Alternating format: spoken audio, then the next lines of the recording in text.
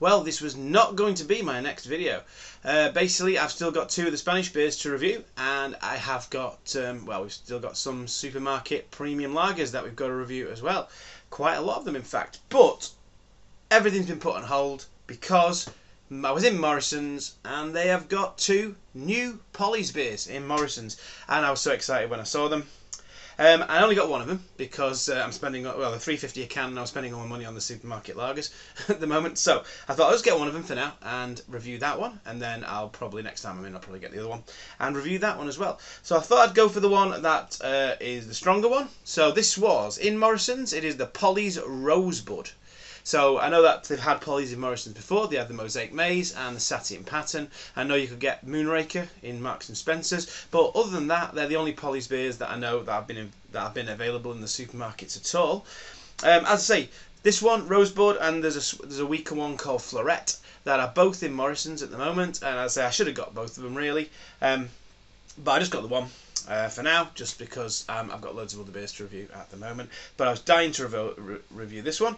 It even tells you what hops are in it. It's got Citra, Galaxy, Mosaic and Simcoe, so it sounds great. It's got the holy trinity of hops with Galaxy added as well. As I say, 5.6% ABV, just coming into that sweet spot for the hazy pales there. I'm assuming it's going to be a hazy pale.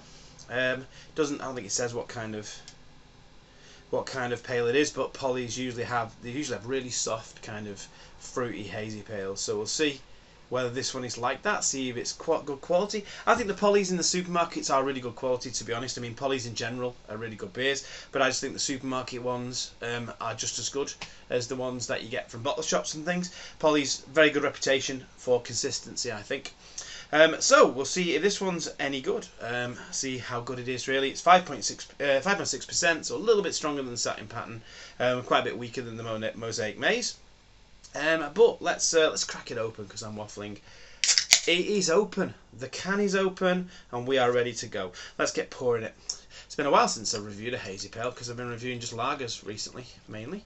I've got another Spanish one ready to go, and I've got another supermarket taste test video ready to go, but this one is being shoved in front of them because I've got to review this beer. So, quite a light colour, in fact a very light colour, a light hazy yellow, probably been a little bit too much in there, but we will see.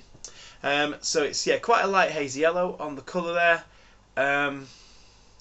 Yeah, it doesn't look like it's got a load of body. There's a load of thickness in how it looks, but again, looks can be deceiving. It's got a lovely one finger, creamy white head there.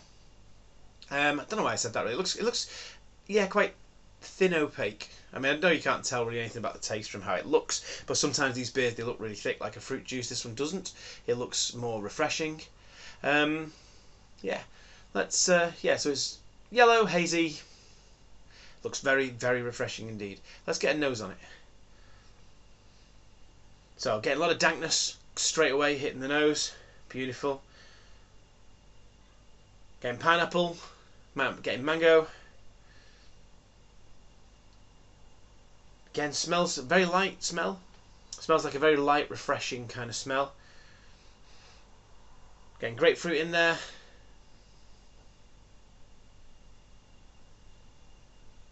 A little bit peppery. Bit of peach. Smells really nice. Let's go in for the old taste. Cheers.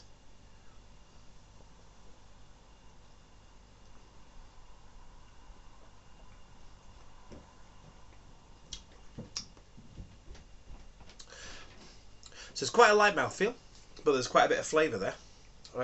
It's got a little bit of bitterness, round about the middle.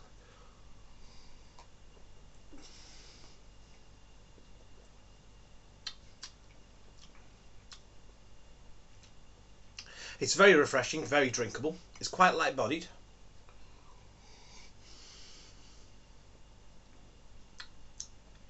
Certainly for a 5.6%. It's quite dry with a bit of fruitiness.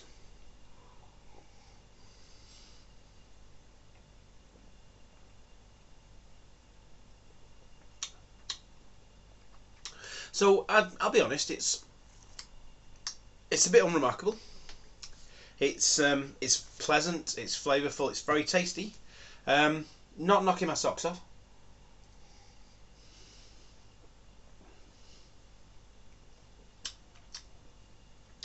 But certainly very pleasant taste, very well balanced.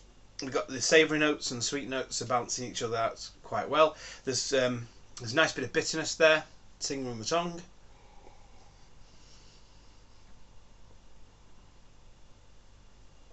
So you hit with the fruitiness on arrival, and then you're left with this kind of bitterness towards the end.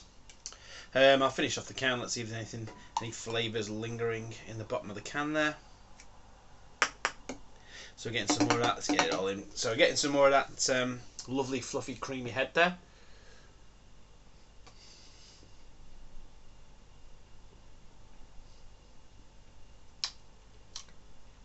Yeah, it's light-bodied, but it's got very nice flavour. It's very nice flavour, very well balanced.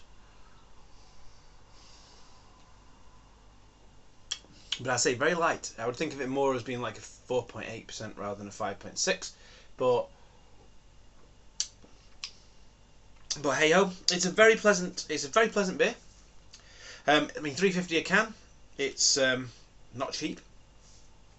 But to be honest, you know, pretty much all the big cans now are around about that price point in the supermarkets. It's similar to the others. It's not bad. I mean, at the same price point, and the Mosaic Maze was much better. Same price, or roughly the same price point. I'd rather go for like the Transient by Northern Monk or something like that. But to be honest, there is space for this, and it's perfectly pleasant in itself, really. Yeah, it's a nice beer. It's a nice beer. I wouldn't say it's particularly overpriced. It's not a steal either.